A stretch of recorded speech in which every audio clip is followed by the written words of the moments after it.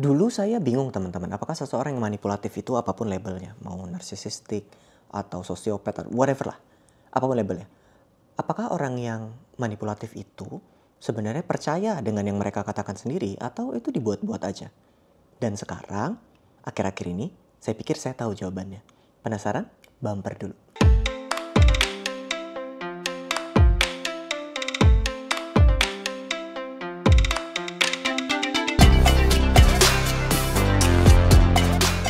Halo teman-teman, perkenalkan nama saya Dr. Jimmy Ardian, spesialis kedokteran jiwa. Saya psikiater dan juga trauma terapis. Di channel ini saya sering bahas soal trauma, kesehatan jiwa, dan tips-tips praktis gimana cara untuk pulih.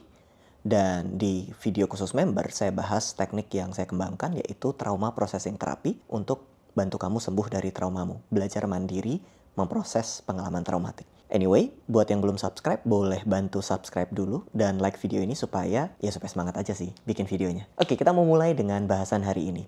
Apakah orang yang manipulatif itu beneran percaya yang mereka katakan? Maksudnya begini, ketika orang manipulatif berkata, aku korbannya, kamu pelakunya, padahal jelas-jelas dia yang mukulin, apakah dia benar-benar percaya dia korbannya? Atau itu dibuat-buat aja untuk bikin korbannya merasa bersalah?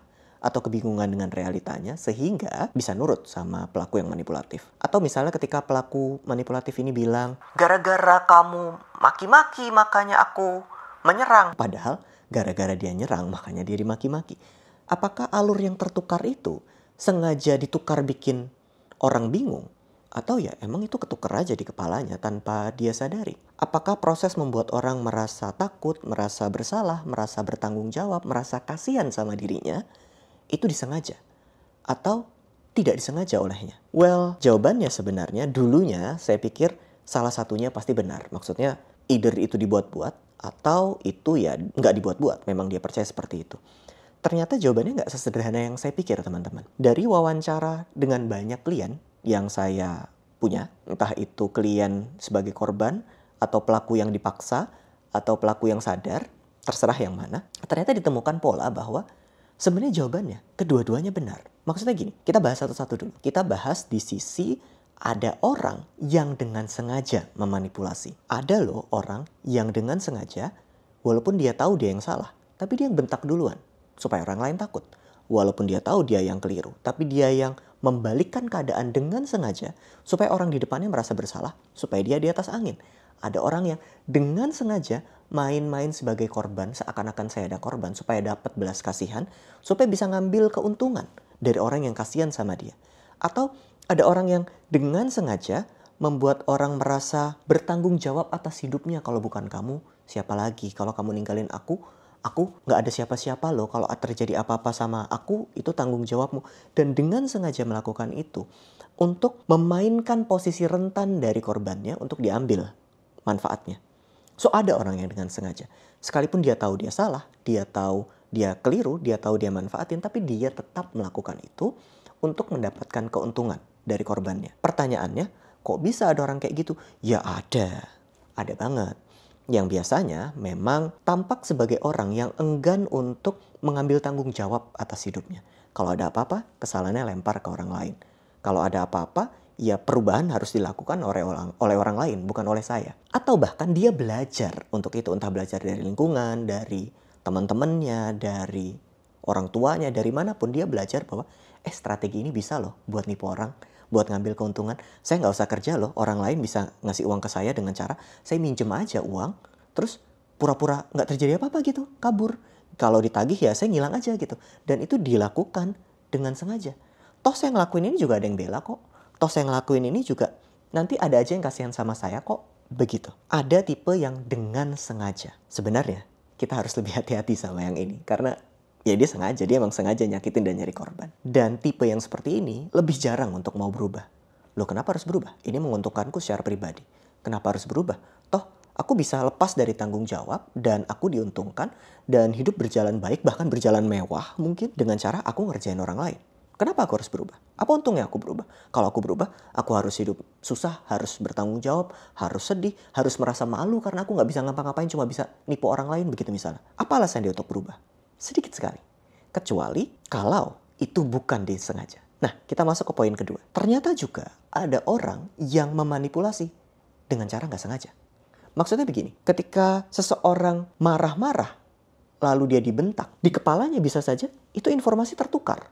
Oh, karena saya dibentak, saya marah-marah. Atau ketika saya menyerang orang lain, dan orang lain pergi meninggalkan saya, bisa saja saya percaya betulan saya jadi korban karena aku nggak diterima apa adanya. Atau bisa saja seseorang benar-benar percaya anakku meninggalkanku, nggak ada yang mau sayang sama aku. Padahal ya tiap hari kerjanya maki-maki atau ngerendahin anak atau banding-bandingin antar anak, makanya anaknya nggak ada yang mau sama dia. Tapi dia beneran percaya anakku nggak sayang sama aku. So tipe yang kedua ini datang dari rasa sakit. Oleh karena itu dia tanpa dia sadari memanipulasi orang lain. Yang dimaksud rasa sakit ini nggak serta-merta dia merasakan sakit emosional. Bisa aja memang nggak ada model yang bagus di dalam kepalanya. Maksudnya dia nggak pernah belajar jadi anak dan disayang sama ayah, makanya dia ya nggak bisa sayang sama anaknya. Nggak ada model. Nggak punya bayangan gimana orang tua lain melakukan itu, nggak pernah baca, nggak pernah lihat, jadi nggak punya model. Sehingga ketika berusaha dekat sama anaknya, bisa aja proses-proses manipulasi yang dilakukan. Misalnya, kalau kamu sayang sama papa, kamu harus nurut, dan lain sebagainya. Sehingga anak merasa keinginannya tidak pernah didengarkan. Itu mungkin banget karena emang gak ada model. Atau memang datang dari rasa sakit emosional. Misalnya karena dia gak pernah didengarkan, ya dia gak dengerin anaknya. Satu-satunya cara untuk dekat sama anak adalah marah-marah. Satu-satunya cara dekat dengan anak adalah nyindir-nyindir.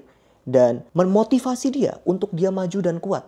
Padahal itu merendahkan dan ngeledekin atau bandingin gitu misalnya. Memanipulasi yang kedua bertujuan untuk mendapatkan kebutuhan emosional saya. Tapi caranya aja yang nggak benar. Caranya bisa dengan memutarbalikkan keadaan tadi. Walaupun di kepalanya emang putar itu informasinya.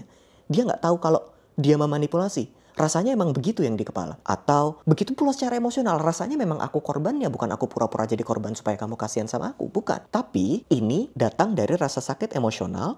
Sehingga aku berusaha memenuhi kebutuhan aku akan rasa sakit ini. So aku sakit, aku berusaha penuhi kebutuhan sakitku, tapi resikonya adalah orang lain yang jadi sakit. Orang lain yang harus jadi kompensasi. Dia yang harus membantu aku buat pulih. Aku harus disayang sama dia. Aku harus diterima apa adanya dan lain sebagainya. Yang mana ya orang jadi susah nerima karena kelakuannya ajaib. Orang jadi malas buat deket karena kelakuannya nggak enak. Tapi ini manipulasi jenis kedua. Yang kedua ini sebenarnya berpotensi buat pulih kalau mau ngaku. Kalau mau ngaku bahwa aku sakit. Bahwa aku berusaha memenuhi kebutuhan atas rasa sakitku tapi dengan cara-cara yang keliru. Dan itu malah nyakitin orang lain. Dan justru kebutuhanku malah gak terpenuhi. Dan justru aku malah makin ditinggalkan, dijauhi, tidak disayang, tidak diterima. Bukan kenapa-kenapa. Karena ternyata aku gak tahu caraku menyembuhkan rasa sakitku. Sehingga orang di sekitarku yang sakit. Dan benar aku sakit. Tapi gara-gara aku sakit, aku nyakitin orang lain. Well, kalau kamu jatuh atau ada orang yang jatuh di dalam kelompok yang ini, masih ada kemungkinan lebih besar daripada yang pertama untuk dia berubah. Caranya, dia perlu disadarkan ketika dia sedang sakit. Kamu tuh sakit loh. Barusan kamu memenuhi kebutuhanmu dengan cara kayak gitu. Itu keliru. Itu nyakitin orang lain yang mana itu juga jadi nyakitin kamu. Nggak tepat. Mendingan kamu pergi ke terapis deh, sembuhkan traumamu. Mendingan selesaikan traumamu deh. Di awal pasti nolak. Karena paling enak nyalain orang lain. Paling gampang tuh karena dia gak terima aku. Karena dia gak dengerin aku, gak sayang aku, gak mau peduli. Kalau orang cinta betulan kan harusnya. Nah biasanya ada aturan-aturan aneh begitu. Padahal mah orang dewasa gak ada harusnya-harusnya. Ya kalau situ salah ya tanggung konsekuensinya sesederhana itu. Dan biasanya di awal akan menolak. Tapi jika pesan itu disampaikan berulang, semoga bisa sadar, bisa ngaku. Dan akhirnya jika bisa sadar bisa ngaku, minimal bisa menemui rasa sakitnya. Pada akhirnya bisa pulih. Tapi kita tahu dari mana nih seseorang jatuh di kelompok pertama atau kedua? Emang gak bisa tahu sih. Anyway, kalimat yang keluar akan sama. Dua-duanya akan ngerasa sebagai korban, dua-duanya akan ngerasa sebagai pihak yang tersakiti, dua-duanya akan ngerasa gak didengarkan atau ketukar-tukar informasi di dalam kepala. Beneran dua-duanya kayak begitu. Kita gak bisa bedain. Dan kita gak benar-benar bisa tahu. Benar, kita cuma bisa menebak. Tapi cobalah. Tapi nggak harus juga sih. Kalau nggak mau nyoba dan mau pasang batasan ya silahkan, hak Anda. Kalau Anda nggak mau berurusan lagi sama orang yang nyakitin kamu ya boleh. Masa nggak boleh? Kesejahteraan batinmu adalah tanggung jawabmu. Berbuat keluar itu kebaikan. Kebaikan itu nggak harus. Ya kalau pengen aja. Kalau nggak pengen ya nggak usah. Tapi kalau memang pengen, cobalah. Tapi jika kita sense kayaknya ini yang pertama deh. Kayak dia ngerjain. Kayak dia cuma manfaatin. Ya udah jangan buang-buang tenaga. Udah istirahat aja. Selamatkan dirimu. Selamatkan orang-orang yang kamu sayang. Karena kalau enggak, habis. Percuma.